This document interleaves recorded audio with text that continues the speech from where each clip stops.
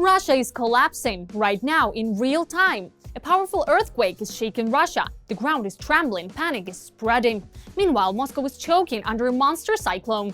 The city is encircled by freezing chaos. The Kremlin is in panic. Streets buried, cars frozen, the capital paralyzed. And this is only the beginning. The country is suffocating in mass depression. Antidepressants are vanishing from shelves as panic spreads. Flights are failing. Airports are in total chaos. Systems have crashed. Tens of thousands are trapped with nowhere to go.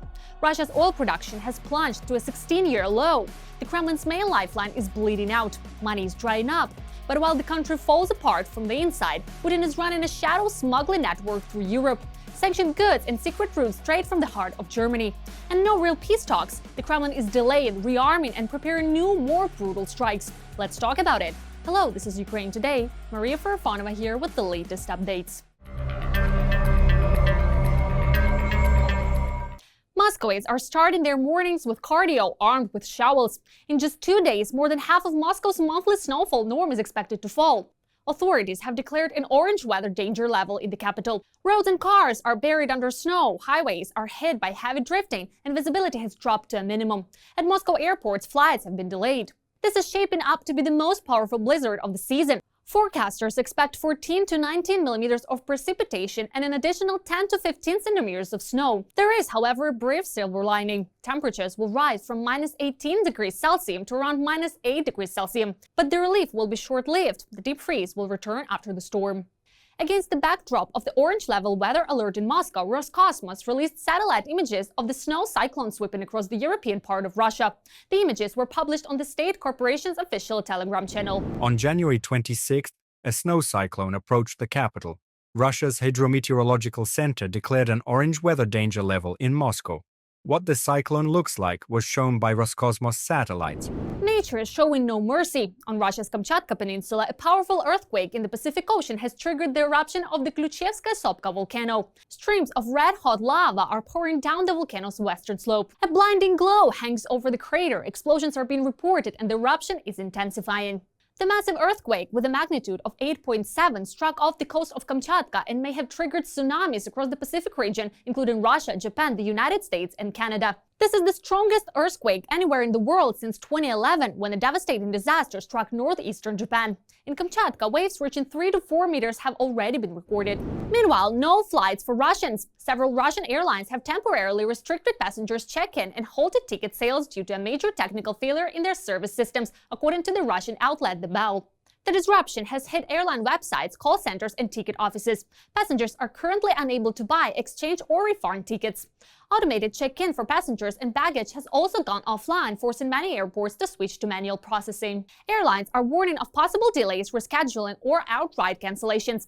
According to estimates by Russia's Association of Tour Operators, the fallout from the failure could affect the travel plans of more than 20,000 passengers. A wave of mass depression is sweeping across Russia. Demand for antidepressants has reached historic heights, 2.4 times higher than in the years before Russia's full-scale invasion of Ukraine, according to the Moscow Times. Pharmacies are now selling around 64,000 packs of antidepressants every single day. In financial terms, sales volumes have surged 36% year-on-year, and compared to the pre-invasion period, they have nearly quadrupled. The sharp increase in antidepressant sales, which began in 2022, is linked to citizens' anxiety amid the full-scale war against Ukraine and the mobilization. Russia's oil production has collapsed to its lowest level in 16 years. Russia produced 512 million tons of oil in 2025, Russian Deputy Prime Minister Alexander Novak reported. The figures point to a third consecutive year of decline. In 2024, production stood at 516 million tons. In 2023, it reached 530 million tons, and in 2022, 535 million tons.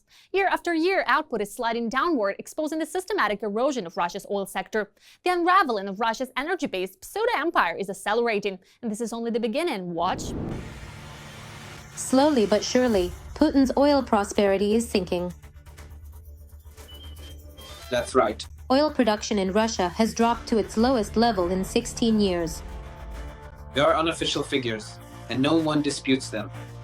The decline in production is the result of U.S. sanctions against Rosneft and Lukoil, which have undermined exports to India and China. Back in November, the price of Russian oil averaged $44 per barrel. And that's a very painful and unpleasant figure for Russia for the simple reason that, in economics, there's such a thing as production cost. In other words, what you spend to extract that barrel of oil, and accordingly, you make a profit only if the price is above those costs. If the price is lower, you don't make any profit. So in November the price was 44, while the production cost is considered to be 45. So even in November, it was already below that. To cover the deficit, the Ministry of Finance will have to withdraw about 3 trillion rubles from the National Welfare Fund. Another 700 billion will go toward investment expenses. As a result, only 400 billion rubles will remain in the fund, a sum that can cover just 3 or 4 days of federal budget expenses. In other words, Russia's budget is calculated based on revenues from a price of $59 per barrel. But in reality, the figure is not just below 50, it's already below $40 per barrel. Accordingly, Russia is facing a severe shortfall in these oil and gas revenues, which were the foundation of the budget. According to Reuters, back in February of last year, the Bank of Russia prepared a report for the government in which it directly warned about the possible recurrence of a prolonged collapse in oil prices, similar to what happened in the 1980s and became one of the factors leading to the collapse of the Soviet Union. And oil for Russia, as I mentioned, is like oil was for the Soviet Union. When the Soviet Union was making money from oil, everything was great. The Soviet Union even started the war in Afghanistan. But when, among other things, due to pressure from the United States, oil prices were pushed down, it essentially called the future of the Soviet Union into question. And as history has shown, the Soviet Union collapsed precisely because of this fact. Now Russia is in the same situation. The oil and gas sector provides a third of the budget's revenue, a third of all investments in the country, and 2/3 of the economy's foreign currency earnings. For decades, high oil prices allowed the Kremlin to soften the impact of economic downturns, but now the situation is different. For Russia, the world's second-largest exporter, oil has become a vulnerable spot. Russia is in a situation where American technologies, which were available until 2022, have practically been exhausted, and accordingly, global oil prices are falling. As a result, it's not possible to make money. It's not possible to earn money, so they have to scale back production because it won't pay off. And any businessman, well, first and foremost thinks about at least covering his costs. And if that's not possible, then there's your answer as to why oil production is falling in Russia. Traditional sources of income are dwindling, but expenses aren't going anywhere. There is underfunding of the federal subjects. Yes, Moscow gets money, and so does St. Petersburg, but the other federal subjects not so much. And this creates the conditions for, let's say, separatist sentiments among the local elites. Russia doesn't care about the population. They've somehow gotten used to not paying attention to it. But the local elites, those are the ones who can really cause serious problems. And now, seeing that global oil prices are falling, that oil production is declining, and accordingly, the budget is receiving less money, I think many regions are already quietly making plans. What if there is suddenly no single center? Putin's regime is getting weaker every day. It is depleting resources and losing support within Russia. Despite mounting problems inside Russia, the Kremlin is not ready for real negotiations to end the war and is deliberately stalling for time. This assessment was voiced by a senator official from Russia's foreign intelligence apparatus describing the current state of talks on ending Russia's war against Ukraine. At the same time, Russia is ramping up its military-industrial capacity, signaling that Moscow is preparing not for peace, but for a prolonged confrontation. So what exactly is Russia doing to drag the war out? And is it preparing to intensify its attacks on Ukraine? The answer is coming up next. Do Russians want war? The Kremlin is not ready for real negotiations to end the war. This was reported by Ukrainian intelligence. According to Oleg Lugovsky, first deputy head of the Forward Intelligence Service of Ukraine, Moscow is currently betting not on dialogue, but on buying time. The Kremlin is counting on an offensive at the front and energy terror with blackouts to break the Ukrainians and impose its own terms. The energy system itself is Putin's target. His goal is Ukrainian society, which he wants to pressure into forcing the Ukrainian authorities to capitulate. A representative of Ukrainian intelligence also commented on the so-called red lines of the Kremlin in negotiations. According to him, Russia has several of these, and they are adjusted from time to time. Among the key demands are that Ukraine does not join security alliances and that there are no foreign troops on its territory. At the same time, Lugoskoy emphasized that Moscow can formulate new red lines at any moment to drag out the negotiation process.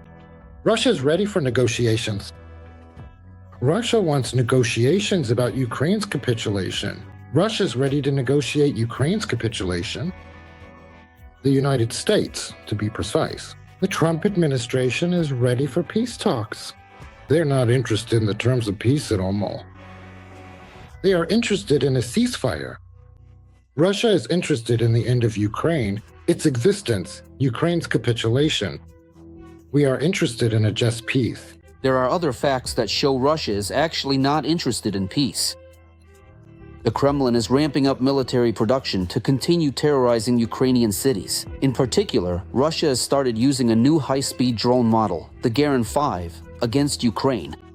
At the same time, the key components for these jet-powered drones, according to Ukrainian intelligence, these are supplied by Chinese and Western companies. This was reported by the British publication The Guardian.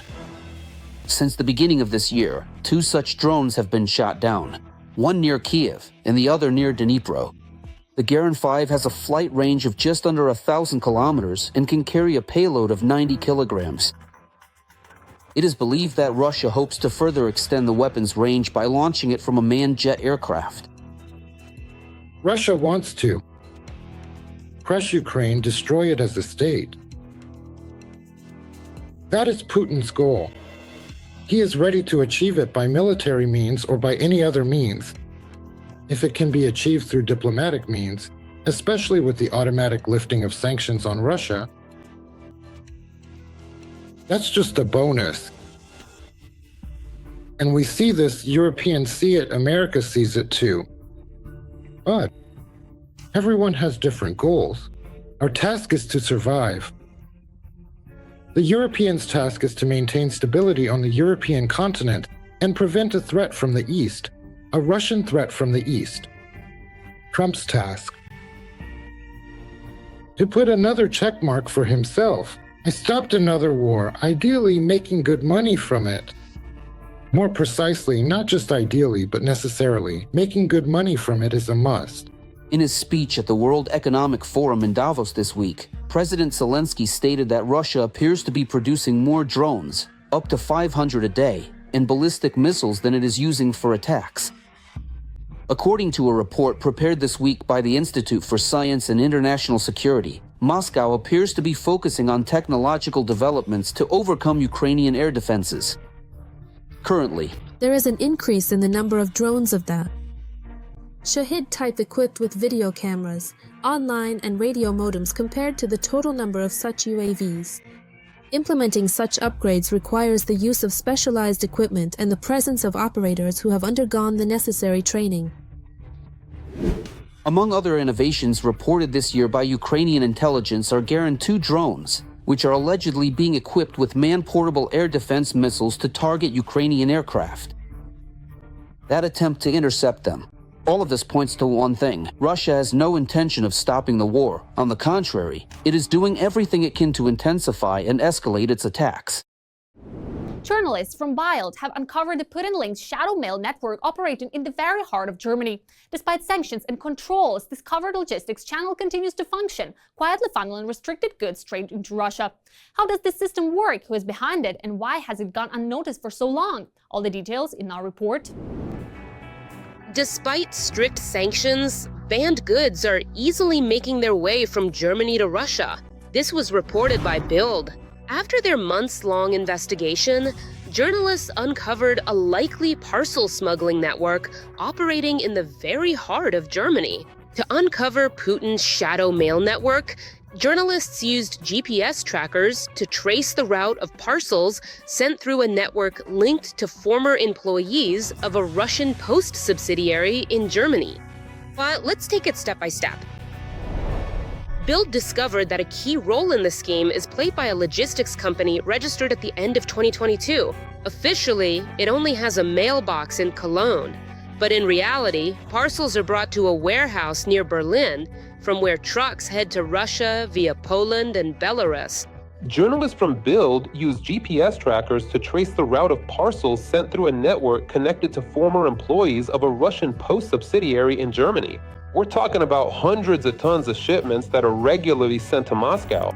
The journalists sent 5 test parcels containing unusable sanctioned electronic components, which were declared as harmless items. The contents of the parcels were listed as books, scarves, and hats. The shipping cost is 26 euros for a package weighing up to 2 kilograms. Special attention was drawn to the use of documents from Uzbekistan Post when sending the cargo, even though it officially does not have the right to operate in Germany. The German authorities are already investigating possible violations of the law. As journalists discovered, the route of the parcels is always the same: Berlin, Poland, Belarus, Moscow. Packages with hidden tracking devices crossed the EU borders near Belarusian Brest almost without any obstacles. All the GPS devices eventually reported the same result: the arrival in Moscow. In response to a request from Bild, the logistics company stated that their control mechanisms are designed in such a way that violating EU sanctions is virtually impossible, but they added that they are not protected against false statements. Additionally, the Bild investigation reports that a car belonging to Dmitry V, the former managing director of Ruspost GmbH, is regularly parked behind the company's warehouse. In 2014, Russian Post tasked him with establishing a subsidiary in Berlin. And although he officially resigned after the start of the full-scale invasion, the Bild investigation confirms that he is currently running this logistics company that ships cargo to Russia. The existence of certain channels through which sanctioned goods from the European Union end up in Russia is not really news to anyone. Unfortunately, Ukraine regularly receives evidence confirming this after every shelling of its territory. When Ukrainian specialists examine the debris of missiles and drones, they invariably find a large number of components from the European Union. In other words, despite all the restrictions, as practice shows, the Russians are able to obtain everything they need without much trouble or effort. President Volodymyr Zelensky has repeatedly stated that the Russian military-industrial complex is critically dependent on the import of foreign components, without which the production of missiles and drones is virtually impossible. According to him, this is not about individual types of weapons, but about the entire system of Russian weapons production, which relies on components that Russia is unable to manufacture on its own. Russian missiles are produced only because there are schemes to circumvent sanctions. That is true. Everyone can see how Russia is now trying to drive Ukrainians, our people, into a cold death with outdoor temperatures at minus 20 degrees Celsius. But the Russians would not be able to make a single ballistic or cruise missile without critical components from other countries. And it's not just China. Russia receives components from companies in Europe, the United States, and Taiwan. During one of his recent speeches at the Davos Forum, where he emphasized that, in fact, the sanctions mechanisms are being circumvented, Russia is getting everything it needs, and this is a very big problem. Theoretically, the sanctions mechanism was supposed to deprive Russia of the means to continue the war, and thus push it toward ending this very war. But in reality, things turned out to be quite different. Sanctions against Russia are absolutely not working as they were supposed to. In reality, Russia continues to trade oil, continues to earn money, and with that money, it calmly buys everything it needs in a number of countries that have formally declared sanctions against Russia. And in this way, the whole system functions, and as a result, Russia is able to continue shelling Ukraine, destroying Ukrainian infrastructure, and creating a humanitarian catastrophe in Ukraine. And in fact, this is the price of it all. This is the price of the fact that no one in Europe is seriously dealing with sanctions. Political analyst Petro Olszczuk explains why all of this is happening this way. And unfortunately, these reasons are obvious. They don't deal with it for one simple reason: because trading with Russia is profitable for many representatives of European business. Well, that's exactly what they're doing, in fact. What do you think about the latest events? Share your opinion in the comments, like the video, and stay informed about the main headlines. See you soon!